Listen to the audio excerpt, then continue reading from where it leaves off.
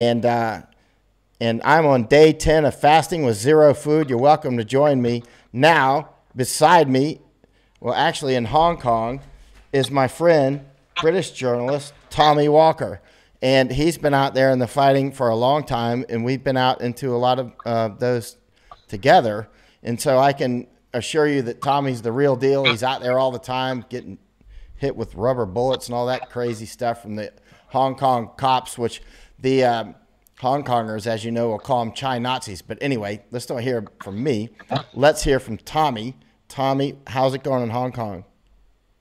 Yeah, not bad actually, compared to obviously the levels of violence and things we saw last year together. Actually, let's hold on just a second. Let's make sure people are getting on here and the audio is going out good, so that we have actually a chance. And I'm going to reintroduce you because nobody's commented yet. So make sure it's feeding out. And because Facebook and YouTube, they're quite slow. I see some. Hey, Carrie Klein, hello up there, because it's we're getting a jerky connection. Okay. And it's jerky on my side and on yours. Um, Hey, Penny in Mississippi and SB. All right, thanks for sharing it, SB. All right, people are coming on now. James, Jonathan, and Washington State, and Richard, you was good. All right, thanks. Anybody up there in UK? That's the United Kingdom for people that get that confused. Lima Charlie, great, Joseph. All right, all right, I'm going to reintroduce my friend. Oh, there's Steve Goff, my friend in Romania. Good to see you, Steve. Great buddy, old SF buddy. All right, hey in Orlando, let's get rolling. All right, this is my friend Tommy Walker. He's a British journalist. You can see if you were to web search his name, you'll see all kinds of art. He's a great writer. First time I saw some of his writing, I said, "Wow, Tommy, I didn't have any idea you could write so well." And he was like, kind of taken aback, almost like insulted or something. Anyway, it's really great writing. You should see. And he's been out there in the fighting for, you'll have to tell me because I don't remember when you first showed up, Tommy. And we met on the streets, I believe. I remember one night you got shot in the shoulder. You had a big old, almost golf ball sized knot on your shoulder. That was November 18th, right? Was that the night? Yeah, there must have been a couple thousand Molotovs that night and at least that many tear gases. And that was the night of the stampede with about 80 casualties or so. Actually, it was more than one stampede. But anyway, let's hear you talk. My friend Tommy Walker is in Hong Kong right now. Take it away, Tommy. Yeah, hi, Mike. Yeah, well, we can just quickly touch on that point. 18th of November, that was definitely the most stampede. Tons of Molotovs and, tear gas. But since then, right now, it's nowhere near that at the moment because of obvious things. Obviously, one being the coronavirus. So we're a little bit further away from what we were last year in terms of that level of violence and protests. But yeah, it's definitely obviously something that is going to happen again. I think in the next couple of months, going by what's happened. Recently in Hong Kong. Actually, just today, 14 sort of notable pro-democracy, pro-democratic people in Hong Kong were arrested today. I can give you all the names. Basically, what's happening is the Hong Kong government and Beijing are taking the time when obviously there's less people on the streets. The coronavirus is keeping people more in. They're using this time to sort of arrest people with charges to do with the demonstrations last year. So that's happened today. And from speaking to people within my circles in Hong Kong, it's starting to heat up a little bit politically, even though we're in the middle of a global pandemic. So that's where we're at today, and yeah, I'm still here, waiting to see what happens. So, yeah, I mean, How do you sense that the mood of the insurgency now? Is it abated, or is it increasing, or what? It's hard to increase much more because it's quite intense, even when they kick me out. Yeah, I mean, look, there's there's no demonstration. When we were covering it last year, up until the end of November, start of December, there was obviously large demonstrations weekly. There's obviously that, there's still obviously rumbling on, but it's a lot of that is continuing online. So there's a lot of sort of demonstrations and cyber sort of line, and people are gathering information and sort of protesting against things online. So there's no actual physical demonstrations as regular as there were last year. However, look, it's in 6 weeks. It's going to be June, and that's going to be 1 year since the anniversary. So again, that has potential for there to be a large scale demonstration.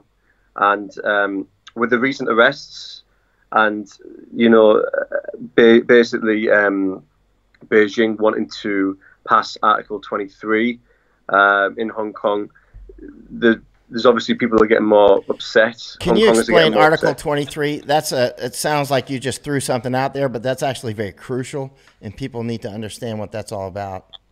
Yeah. So basically, Article 23, I mean, I'll just go for, is Hong Kong basic law. And what Beijing want to do is they want to, hang on 1 second. They basically want to introduce a national security legislation under Article 23 of the Basic Law as soon as possible. So they want to prevent any, violence, any pro-independent, protests or any foreign interference. So that's what Beijing want to do. They want to introduce national security legislation. Sorry, it's late. I'm getting tongue twisted. Under Article 23. Okay, so that means anything that any anti-government protests or any medical protests that were going to happen, they can basically, label them or make them against the law, so to speak. And that's what's upset people in the recent days. It's basically just an example of Beijing wanting to meddle with what's happening in Hong Kong, and basically the laws of Hong Kong. Beijing are just trying to enforce their way into Hong Kong. So, yeah, that's basically what it is. For people who don't know, Hong Kong and China obviously is one country, two systems. That's the principle of what it's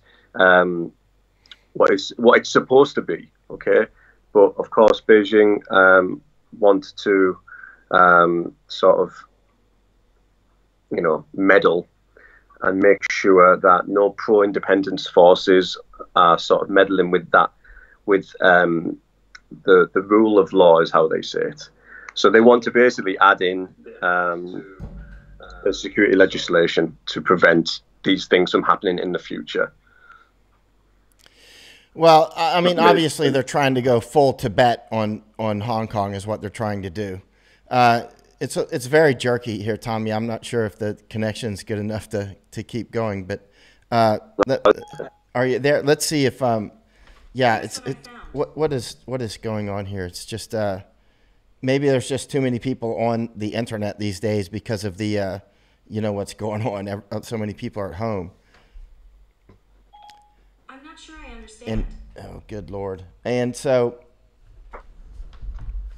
many computer problems here, Tommy. It's a bit slow. It's a bit slow on the video, yeah. But the sound I can. We can just go by sound then. Let's try to take a few questions here. Actually, if anybody has any questions for Tommy, he's been on the streets for I don't even know how long. Like Nicola Higgins asked, was it you and Tommy the only ones on the streets hours later? You mean if you're talking November 18th after the stampede? Eric was out there as well as Carl was out there, and I don't even know if you're on there still, Tommy. Are you still on? You just... Yeah, we're really having a serious connection problem here.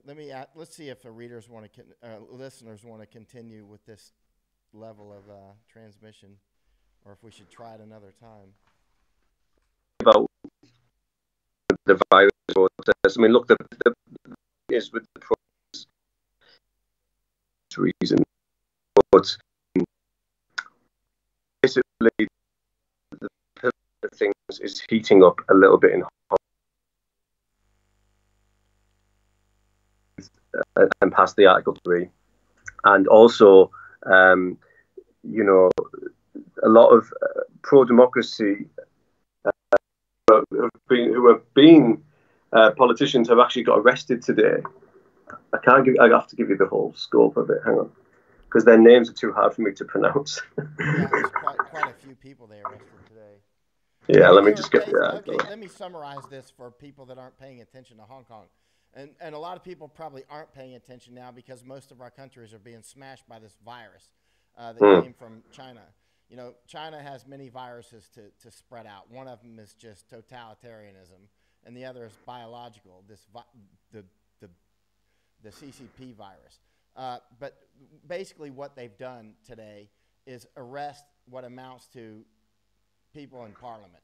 Or people, if you're talking U.S. terms, it would be like arresting senators and congresspeople, right? I mean, that's what they've done. I mean, they're going basically full Tibet on Hong Kong. If you don't know about Tibet, maybe you're young and don't know what I'm talking about, basically cracked down on Tibet and invaded and took it, and just basically stole Tibet, just like they've been putting Uyghurs in concentration camps and so many other terrible things. And they've been trying to take Hong Kong, and they're going to try to take it by force. But anyway, go ahead.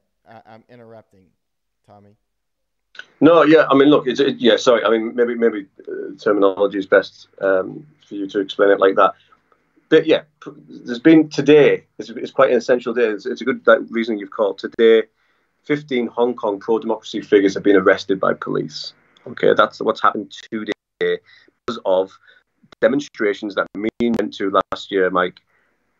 They've been arrested today for that. Okay, came on top of days of Beijing wanting to pass Article 23 and interfere with Hong Kong's abilities to do this sort of thing, these demonstrations. So it sounds a bit political for people who might not know too much about it, but it's definitely an increase, on what's happened recently. Everyone's attention's been on the coronavirus, and we can talk about that in a sec.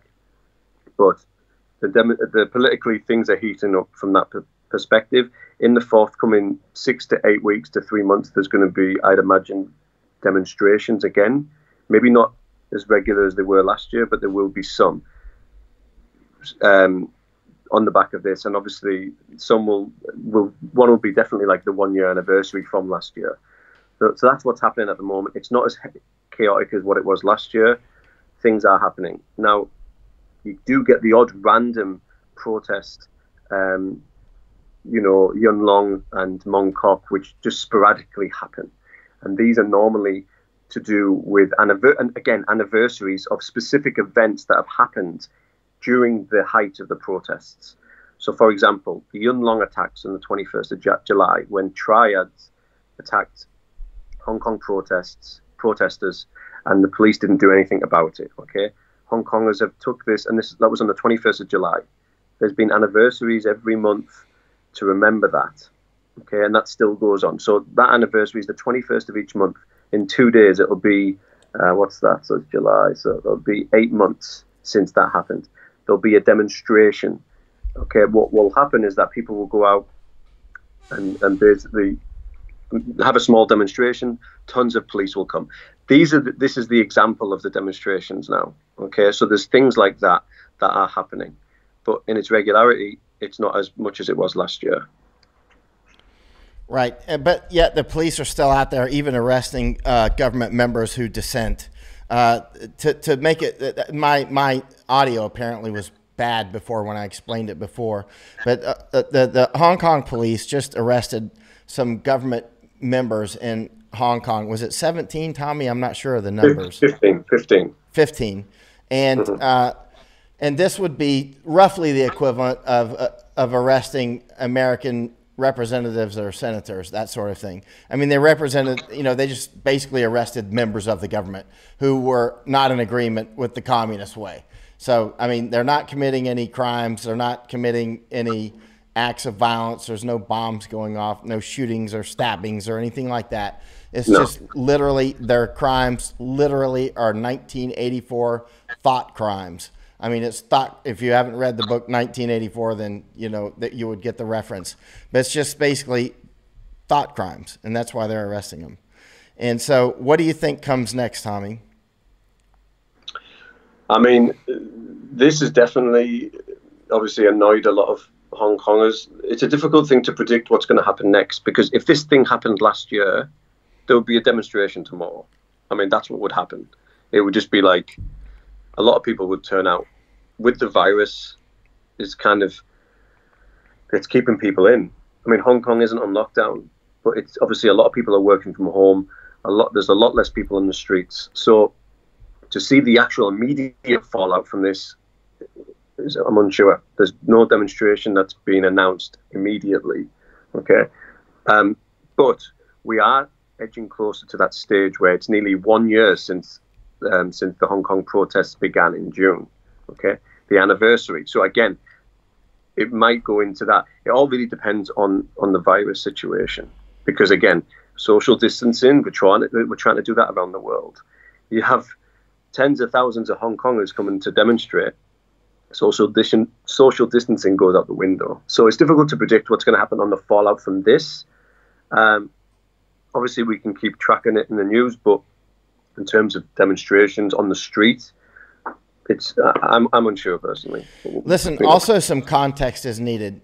I thought that two of the main places that were going to get hit first, one was Thailand, where I'm at now, because of so many Chinese that come from Wuhan to an airport not far from me in Chiang Mai, and also to Bangkok, but also Hong Kong, because for people that aren't aware of where Hong Kong is, it's basically attached to China, and so and Hong Kong has Mongkok area of Hong Kong has the highest population density in the world, right? And so population density is one of the main factors in the R naught of these viruses, right? In other words, the transmissibility of this virus is directly related to population density. And Mongkok area, where many of these protests take place, is literally the most highest population density in the world. And the Hong Kongers are very well educated, and they very well know this. And so if they get out into a huge crowd of people, think about how this plays out. The virus spreads around, and then they go home. And if you look at Hong Kong apartments, typically they're very small. So instantly their whole family is going to be infected.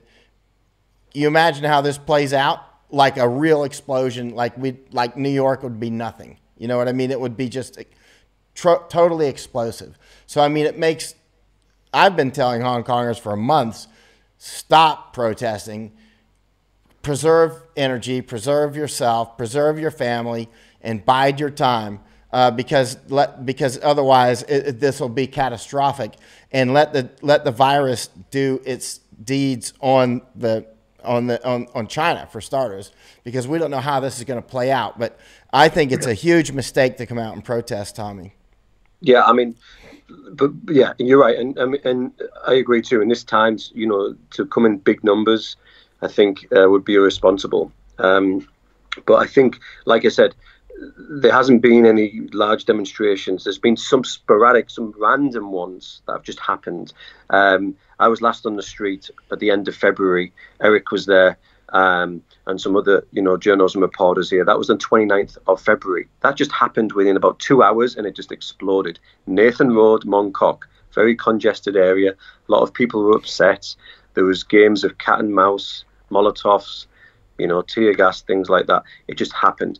That's not a regular thing, and it hasn't been since the end of November. So you're right. I don't think Hong Kongers are doing that. But with the news today of the pro-democracy figures being arrested, and the anniversary of June happening soon, there's potential that's that's going to be ignored a little bit, and there might be some demonstrations about to happen.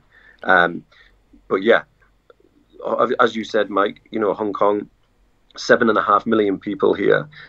It's like a New York, it's like a London. Things are quite, congested in the city. The apartments are very small. It's a place that we both said that should just by how it is, the environment, it should get hit hard with this virus. But at the moment, touch wood, it hasn't. The numbers are very low in comparison. So there's only just over 1,000 confirmed cases at the moment. So I think Hong Kongers have done very well.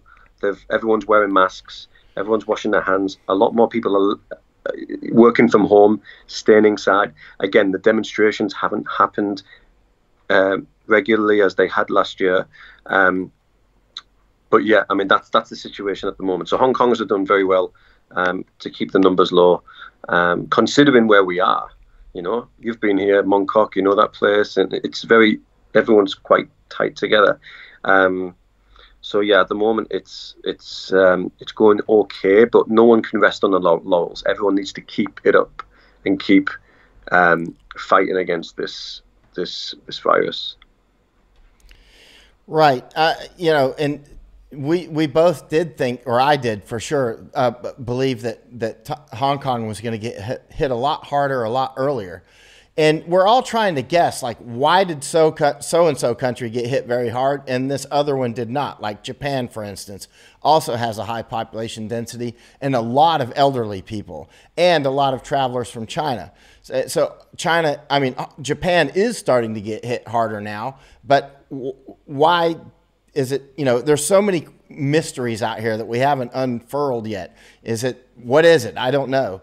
But Hong Kong, I mean, I can take a naked stab and say maybe it's because they're smart enough to wear a mask. And Hong Kongers do remember SARS-1. This is SARS-3, actually. The CCP virus is SARS-3. And the Hong Kongers definitely remember, if you bring up SARS to an American, Americans are like, SARS, what's that, right? But if you bring up SARS to a Hong Konger, they pay attention. I mean, they actually, like, you got their full attention because they're highly educated. They realize it's not the flu. They realize it's like a hurricane and a tsunami and a tornado and Godzilla all at the same time if it's a bad one, right? And so they paid attention when this one started kicking off. They masked up immediately, huge amounts wearing masks, and just Hong Kongers pay a lot closer attention to basic protective gear, just wearing masks, which we still have difficult. There was protests today over in Michigan, I believe it was, and a lot of the protesters, I agree with why they were protesting, but they're out there not wearing masks like idiots. I mean, so, whereas Hong Kongers, if they go to protest, well, now they've got like 10 reasons to wear a mask. One is so they don't show up in the facial recognition, program databases, which practically everybody is now anyway. And another is, tear gas. And then another, of course, is CCP virus. Tommy? Yeah. I mean, look, yeah, you're right. I mean, when the virus, was released or became, spread in January, when it first started to spread, Hong Kongers, for the people who don't know, Hong Kong is a 4-hour train ride to Wuhan across the border. 4 hours. It's not far. All right. So we're quite close to the actual ground zero. So when that happened, of course, everyone in Hong Kong, including myself, and obviously all foreigners, expats who live here, everyone in Hong Kong, we're thinking, well, we're right next door to mainland China. So there's definitely, and the fact that Hong Kong's environment as well, you think, well, we're probably going to get hit really hard first. But what Hong Kongers did, because, like you mentioned, the scars of SARS, is how I say it, of 2003, they were very quick to take their own precautions, wear masks. Everyone wears masks, okay? Wash hands, social distancing, work from home, don't go out for your social leisurely time, okay? Really knuckle down and start quickly. And they did that. The Hong Kong government didn't close the borders as what people wanted, especially with the mainland, and that's why there was medical strikes at the start of February. Medical strikes in Hong Kong. A lot of the medical workers were worried that the border with mainland China wasn't closed. It needed to be closed because mainland Chinese were coming in, getting healthcare in Hong Kong. And obviously that has potential to spread the virus, So people wanted the border closed, as well as the airport borders as well. So people have been very focused on keeping Hong Kong safe, and so far so good. People have been doing tremendously well with that. The funny thing is Hong Kongers don't even need to be told to wear a mask. Americans. Tommy, did you know that our Surgeon General actually told people, I think it may have been February 28th, which was way late into the game. He actually tweeted and told people not to wear a mask. And he said they don't work anyway. That's the U.S. Did you know that? I didn't know he did it. I didn't know he said it specifically, but they said it specifically. But I know that's been a general mindset in the States and in Europe. I know that because I can tell you an experience I went through.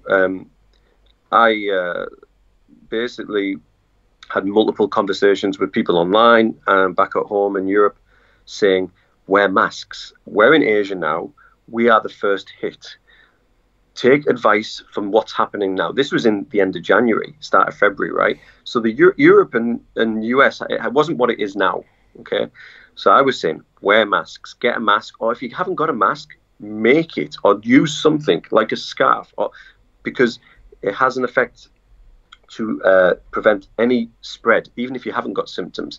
Wearing a mask can just do something. It's common sense. And of course, wash hands, social distancing.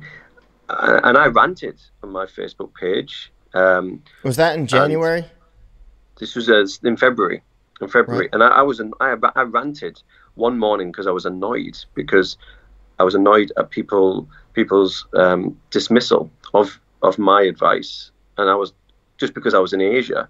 It was like, oh, Tommy's over there in Asia, whatever. We're going to follow this advice, even though we haven't been affected yet, And it's like, okay, listen to the people who it's affecting, right? That's what the people you got to listen to. So I was saying, wear a mask, and then it went, and I made this post, and it went out in some European newspaper, and basically about a month later, US media was publishing, oh, actually wearing a mask does have some benefits, and now everyone wants to wear a mask. So like the point you made is that Europe and North and the United States especially, their reaction was a very slow reaction. They had time. They still had time to get to make it better than it is right now. And where you're from, where I'm from, we're getting ravaged, and Europe, other parts of Europe, Spain, Italy, people had time. They had time. And unfortunately, that time wasn't taken advantage of. So this is the thing. Hong Kongers have set the standard, as have Taiwan, as have Vietnam. These are the countries and the special administrative regions that have set an example that wear a mask, take precautions, okay, and you can get over this and you can beat it. But if you don't and you let the virus in, which has happened in Europe and America, we've seen what's happening already.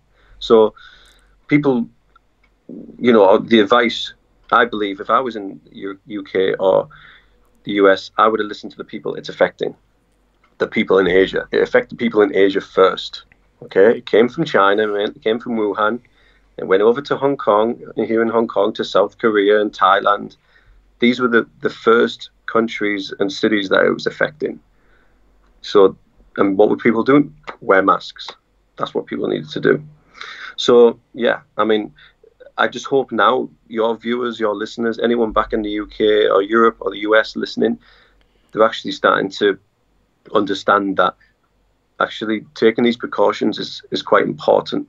And you just need to look at Taiwan, Hong Kong and Vietnam's response to show that, look at their numbers. And all of them have done very, very well with their precautions, and people just need to listen to that.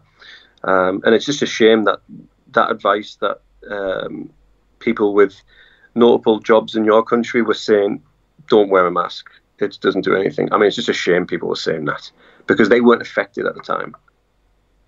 So all I can say now is too little, too late. We just got to try and it's just damage control now. I think like we talked about. It's total mitigation now, Tommy. I mean, it's down to controls out of the question. Anybody that's even talking about mitigation at this point, I mean, it's really kind of beyond that. Now it's protecting organs. It's protecting your head in a fight. It's I mean, it's really down to trying to reduce our casualties while not letting our economies get destroyed. So Americans, you're probably not paying attention because you're in the middle of something very serious in Hong Kong, but Americans are chomping at the bit to go back to work because our economy is being devastated. And so there's that threat. There's the virus, and then there's the economy, and then there's China, and there's all these major threats on the board, and they're all interlinked, of course. But we need to get our economy going again, which means assuming risk, not just risk. I mean, the virologists, the epidemiologists, they know that if we just open up and everybody goes to work, then we're going to take boatloads of casualties really quickly. However, if you also listen to them more closely, over the long run, we're going to you're reducing the amount you get per day or per week or per month, but you're still stretching them out and still going to get them, right? And so you're basically, so the area under the curve is roughly the same anyway. You can't count on a vaccination. It's certainly not going to be here in time. All the experts say that. People talking about vaccination have some ulterior motive, like calm people down or try to get free advertisement for their company, like, hey, we're this company and we're in vaccine trials now, and suddenly they got 200 newspapers writing stories about them. They get free advertisement. So I mean, but we're in it for the long haul at this point. So in Hong Kongers, it just makes me wonder how long until there is a real explosion of cases in Hong Kong, because once it reaches a certain point, you've lost control. And that's what I'm concerned about. And, because we both have a lot of friends in Hong Kong. And after you've been in Hong Kong even a month, or even a week, you really like the people. They're super likable people. So, if they start getting hit with this, it's going to be painful for a lot of us. Yeah, the worry's there, definitely. I mean, you're right. I think hopefully it doesn't get to that stage, because Hong Kongers have done so well to this stage. But I agree. We're nowhere near over this. And I think, I read somewhere historically these sort of viruses go in 3 waves. And, again, I don't think people should rest on their laurels and be complacent here. They need to for me, 2020, everyone's 2020, whether you've got work commitments, holiday plans, or, just forget it. Right? 2020 is done, right? We need to get over this. Tommy, I was saying that in February. Yeah. In January, I was saying the CCP, is dead, which it is. It doesn't mean CCP is dead. And there's going to be the life that you had before 2020, the life of 2020 and 21 probably, and 22. And then there's going to be some other life after that, which none of us know what it's going to look like. We can guess. But we don't know. But I tell you what, the people who can adjust the fastest are the ones who are going to quickly prosper. Like, get a hold of yourself, figure out how I'm going to make this thing work, because we're going to have to, And so, people are going to have to adjust to a new world, Tommy, including you and me. We already have. We're adjusting now. Like I said, I think, absolutely. I think it's survival this year.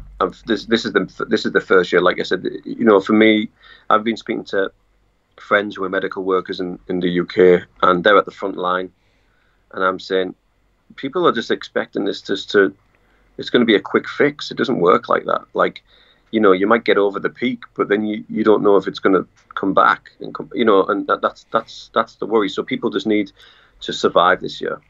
Forget about anything that you have planned. It's just 1 year at least. Just survive. Get this year out of the way, all right, and take precautions as much as possible, and that's what people need to do.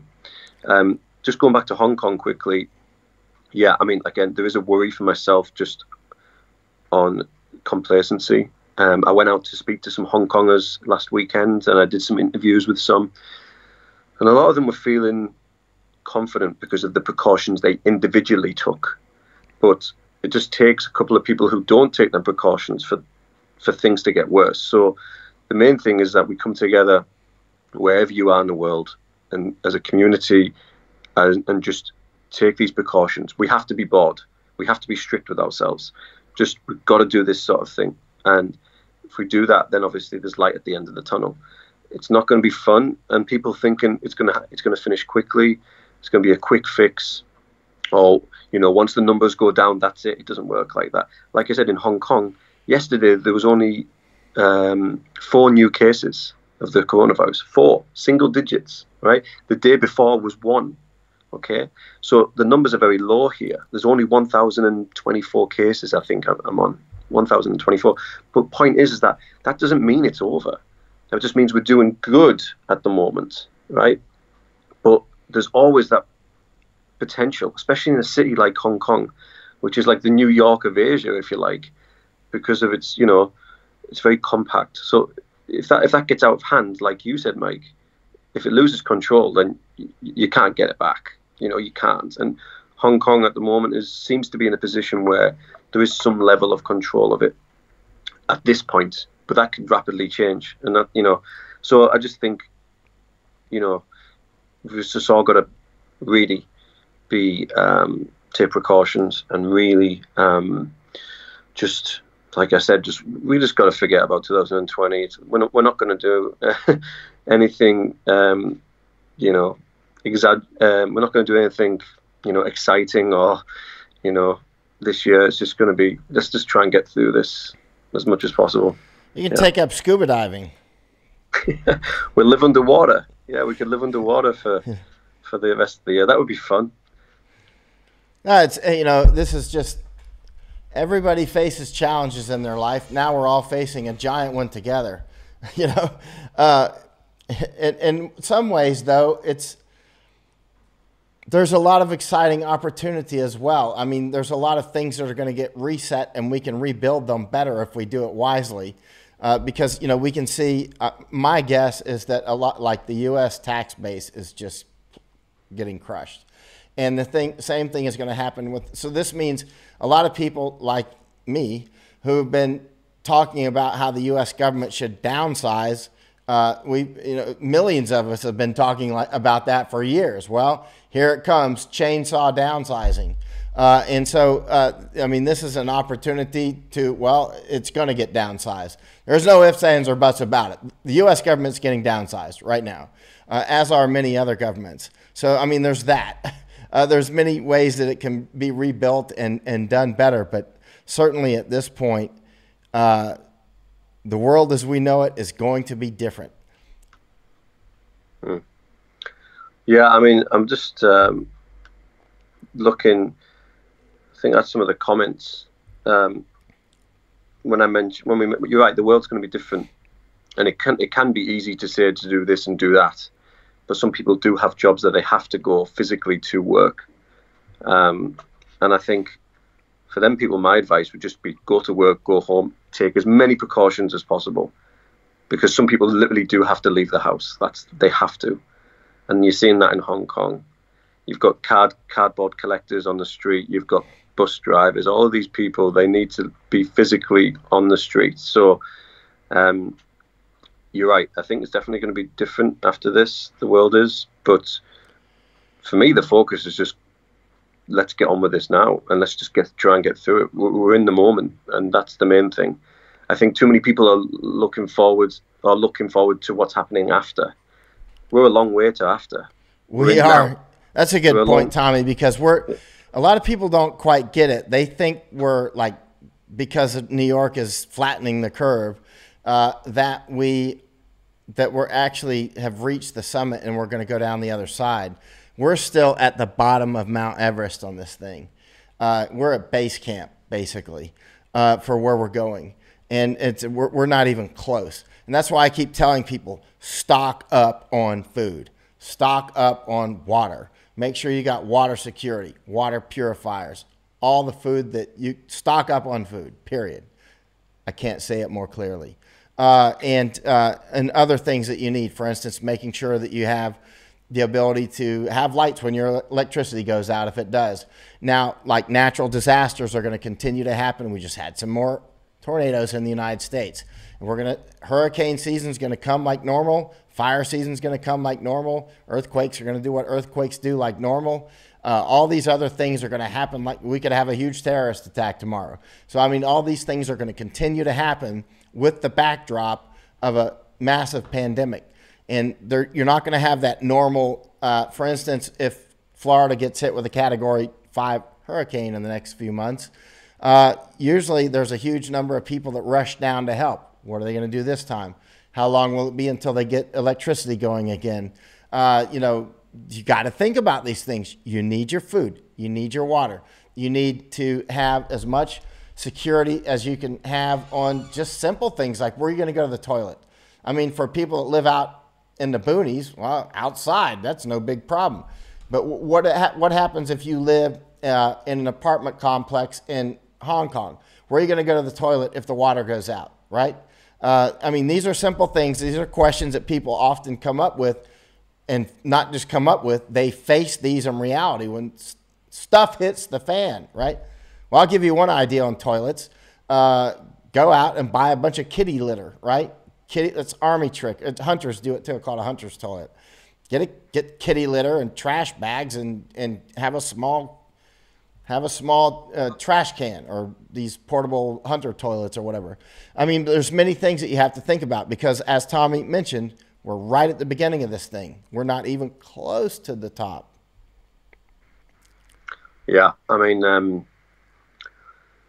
I think it's the same with anything, isn't it? You look forward to the end, or you look forward to something too quickly, and it takes forever to get there. I think we just got to all reset our minds and just be like, we're in this now. And if for the people who can stock up and stay and they're financially okay, then please just do that. All right. You're not missing much outside. People back in the UK, I'm just like, well, it's still pretty cold in the UK. So why would you want to go outside anyway? You know what I mean? Yeah. So just to try and stay in. And I think we're lucky nowadays as well because, we've got all this entertainment, we've got all this technology that we can keep to occupy ourselves. So I think that we've just got to try and stay inside as much as possible. This is going to be a long thing. 2020 is written off. And just brace for all the things that you planned. They're going to festivals and holidays, vacations. It's all cancelled. All right. So just get through it. Survival is key. And also as well, just people, obviously a lot of your viewers are from the US. Anyone from the US, Europe, look at what's happening in Asia, all right? Mike's in Thailand. I'm in Hong Kong, okay?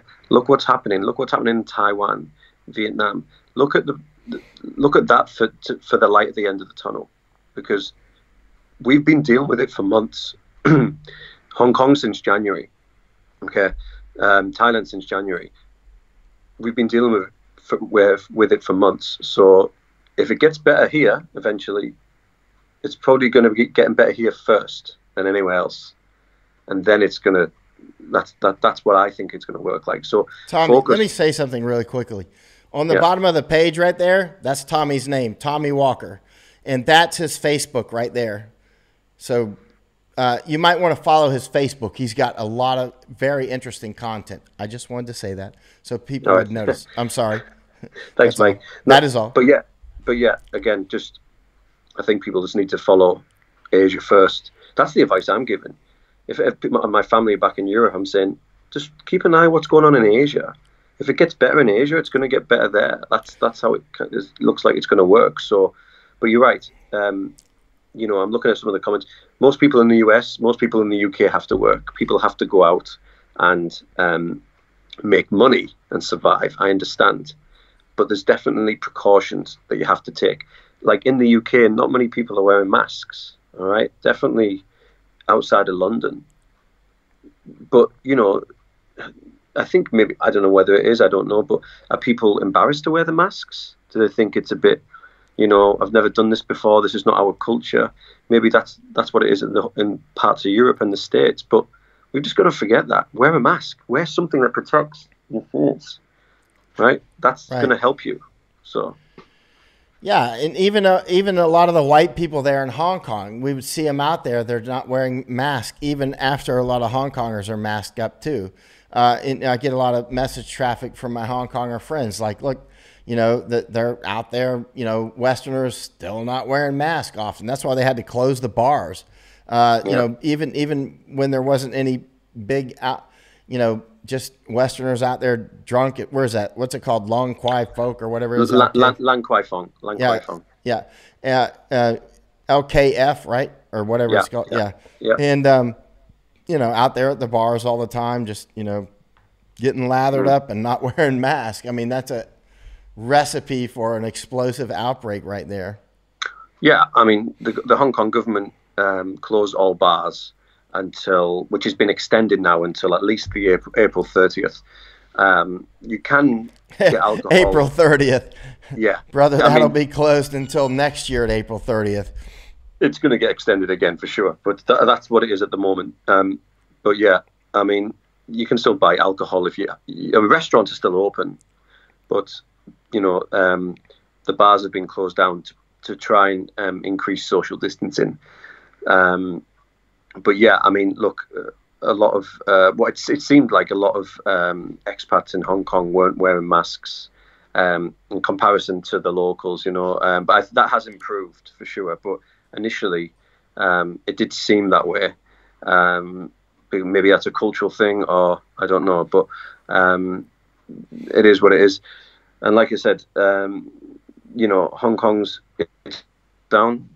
Like some places are. I mean, we could talk about Singapore. It's recently been put on lockdown. They've just had a huge surge in cases. Singapore, actually, when the virus first came out, Singapore was praised for its reaction. I've praised Singapore many times. But at the same time, surges, you know, I've been to Singapore probably, I don't know, 20 times maybe. I don't know. And so I was, even with their prophylactic moves, I was still curious how Singapore was able to manage, because they are densely populated as well. Yeah.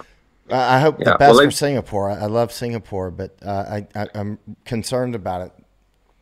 Yeah, I mean, we're just touching on Singapore slightly. Singapore had made a very good start, but they've just recently went into lockdown because of the foreign workers and helpers. They all kind of live within dormitories, and you know, some of them got it and it just exploded. So a lot of foreign workers have got it now, and that's why their cases have surged. So again, it shows you an example. Singapore were praised at the start. You praised them. I'm sure I have. But now Singapore is looking, and it's like it's over 4,000 or 5,000 cases, I believe now. And it's I think recently this week it had like 728 in one day. So that's the example of what can happen. You can have a good start, but it can change quickly. And even from I work with some companies in Singapore, and I've got Singaporean friends, and people have told me that Singaporeans, some were dismissive of wearing masks, and they were kind of saying, "Oh, people in Hong Kong wear masks, but we're not going to wear them." You know, so there's that, you know, there's been a bit of naivety there too. So again, just an example of how things can change. You know, so far at the moment, like I said, you know, Hong Kong, Taiwan, and Vietnam have been the standout places to keep it. But again, it needs to continue that. You know, you can't just open up the borders and everything again, and then people rush in, and then it's like, oh well, we're on the second wave, and we've got to do it all over again. You know, so it just has to be, you know, there needs to be some sort of continuity with it. Yeah. Well, it's the new normal, Tommy, and we'll just adjust to it. You know, a lot of people have been through a lot of bad things in the past, and and they got through it, and we're going to do it too. And this is just a good thing is everybody in the world now is going to be a war veteran. You know what I mean? Everybody in the world is going to gain wisdom that normally you only get in a war. You know, and everybody's going to have it. So we'll be able to talk with people like, now you know what it's like when stuff gets really serious, right?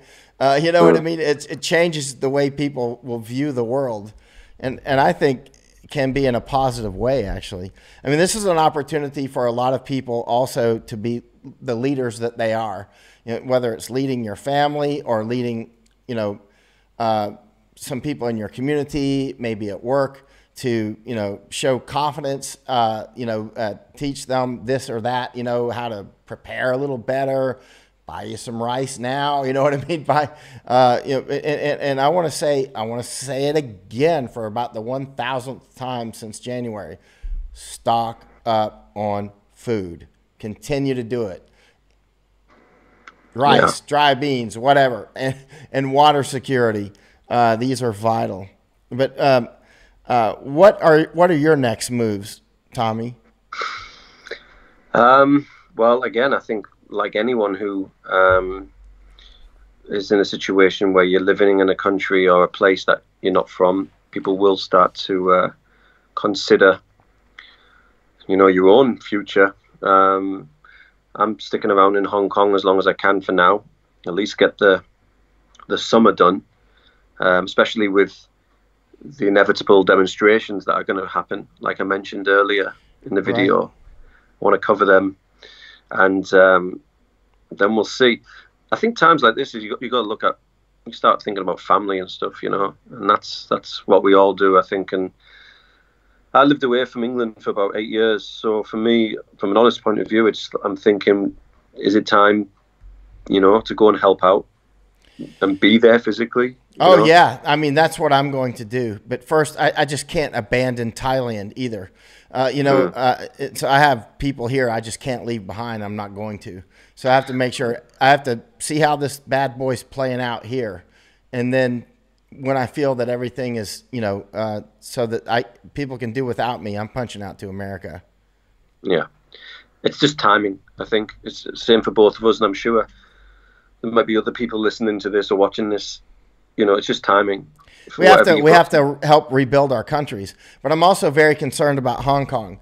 You know, that the communist Chinese are going to do what, you know, a lot of us think that they're going to do, which is use this as an opportunity when the United States is the only one that can truly help Hong Kong. And right now, the United States is obviously inwardly focused for obvious reasons. It's no fault of Americans. A lot of Americans were getting behind Hong Kong, and I'm sure are still very, you know, worried about Hong Kong. At the same time, you know, when your own house is on fire, you got to do it. And China knows that. And I'm also concerned for Taiwan because they, you know, during the invasion season, China could hit Taiwan, and there you go. Yeah. That's what it's like when you're dealing with Nazis, and as Hong Kongers call them, Chi-Nazis. Yeah, well, we saw that sign quite a lot, didn't we, in the protest, Chi-Nazis or Chi-Nazis, however you want to pronounce it, in the protest last year. Yeah, I mean, look, like I mentioned earlier, which I know I didn't say it as clearly as you did, but Beijing and pro-establishment are trying to, you know, clamp down on what's happened in the protests. And today was, I mean, we're speaking on the perfect day because today that's happened. Tommy, can you put up your Facebook link another time? Yeah, sure. So today, I'll just do it whilst I'm speaking. Today that happened. 15 pro-democracy figures were arrested. Now, this is no coincidence. This is happening at a time when people are less likely to revolt against it because of the worry of the virus. So yeah, they definitely are taking advantage of the vulnerable position Hong Kong is in at the moment, basically, because, like you said, the Hong Kong was calling for, endorsements and the help of the US last year, but right now the US has got enough on its plate at the moment. So Hong Kong is a little bit on its own at the moment in this sort of battle. So there's going to be plenty of twists and turns, I think, politically, and demonstrations and arrests, and that's just, it's just what we're dealing with, Right. Well, Tommy, I'd like to have you on about 100 more times. And now that we've worked out all the glitches. Thanks, man. Can people understand my accent? Can they understand my accent? Americans can't understand Australian accents. Well, I'm British, so it doesn't matter. I'm not saying an Australian accent. I'm American, dude. Actually, I can understand the difference between British and Australian accents now very quickly. But when I was younger, now I can tell, oh, that's South African, that's British, that's Aussie. You know what I mean? That's maybe a Kiwi or something. Kiwis got their own world going. But and British would always be like, how come you Americans can't tell our accents apart? It's not that difficult. And I'm like, well, can you tell a redneck accent from Florida versus the mountains in North Carolina, Mr. Smart Guy? You know what I mean? I can. You know what I mean? Yeah. I think the more you travel or the more international friends you have, the more you pick up on it, right? I mean, you've traveled all your life, so, you'll know how people sound. Someone's just said I'm a Geordie, which, if you know football teams in England, that's like an insult to me. But never mind, we won't get into that. We won't get into that because that's a different side of my life. Here's a Michael Talcott saying Liverpudlian sounds like Liverpudlian. Yeah, it's Liverpool. So Liverpool's northwest. I'm from the northeast, so it's the other side. It's like New York, LA, but not the same distance. If you can put your Facebook up one more time, then we'll close. When I close off, your Facebook will be on the bottom. Yeah. And I'm gonna shut off with Tommy soon, and I'm gonna go back to studying. And Tommy, if you want to come on next week, if you're free anytime, now that we know how to do this so easy now, and I would really love to have you on regularly. Actually, there's Tommy's page. It's Tommy Walker, and if you web search Tommy's name, you'll see a lot of really important. Oh, I want to talk about one more thing. Yeah, Tommy, you might remember the Indonesian reporter. She got shot in the eye. That's right, yeah. And Tommy hound dogged that thing. And can you say what happened and what happened with the police and how he was found? And yeah, I mean, basically, I interviewed VB Mega Inda as an Indonesian journalist. Who got shot in the eye. She was shot in her right eye on the 29th of September. That day, as you remember, Mike, everyone got hit. I think you got shot by bullets in the shoulder. That was the day I got shot twice. That was a crazy day, and a lot of journalists and correspondents were hurt that day. It was 2 days before China's national birthday, 1st of October. Anyway, VB's injury was by far the worst, and she was shot with a rubber bullet. And coincidentally, I was about 5 meters away from her when it happened. There's video footage, and I've went on record and spoke about that. So she was shot in the right eye and subsequently blinded. And I interviewed her for a British newspaper in December. And at that point, with her legal case, her legal team at the time, because I believe she's changed them, they were looking for the ID of the shooter so they could continue with the case. And I just made a post on my social media, not expecting too much of a reaction, just to basically outline what happened. And it was purely for legal purposes. I put a disclaimer there because it wasn't for the public to know. It was for me to pass on some information if I could help, or if anyone could help. So it was for the legal side of things. And obviously a lot of Hong Kongers voluntarily did a lot of research to identify certain suspects of the potential shooter, and that kind of went on social media, and that was it. I'm nothing to do with the case. I'm just a journalist who interviewed her, who wanted to help in any way, as any journalist. If it happened to you, Mike, or anyone else I know, I would try to help, and I would like to think the same would happen with me.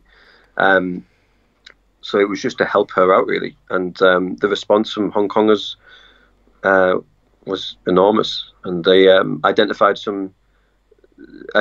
the police's names, some potentially the suspects' names, because there was a few, and I believe VB and her new legal team got wind of that. So I mean, look, again, it was for legal purposes.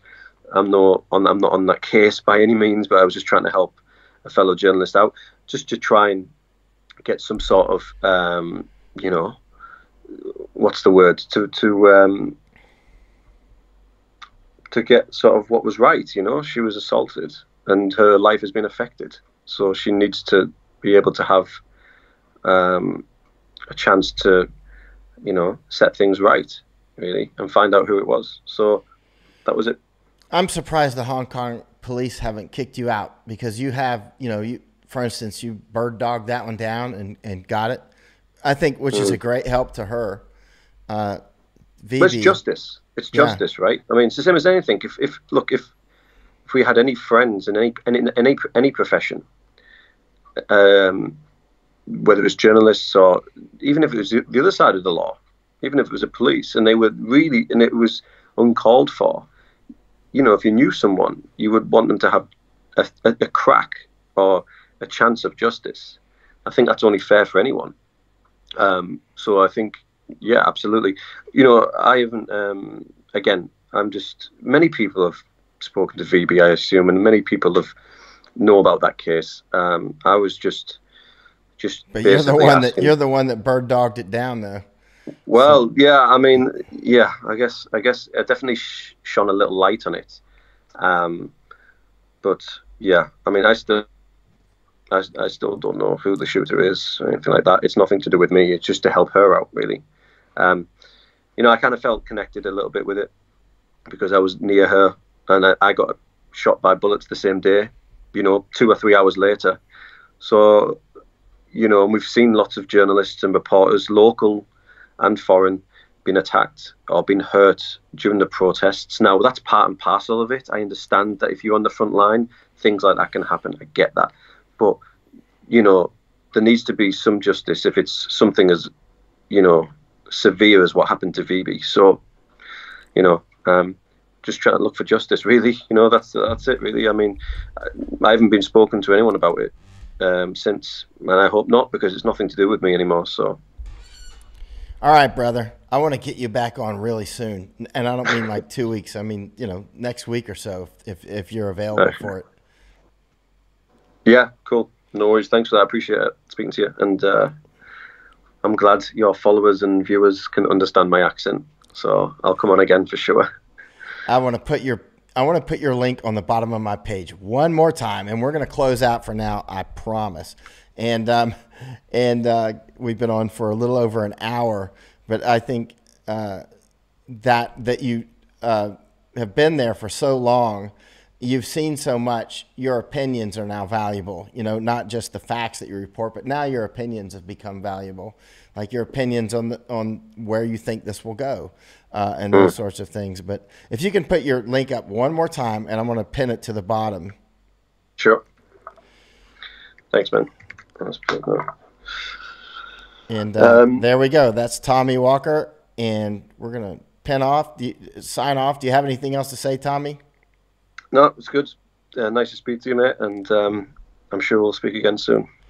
Right, man. Have a good night, and talk with you soon. If I can turn this thing off somehow. There we go. Finish. Yeah. End broadcast. Mike out.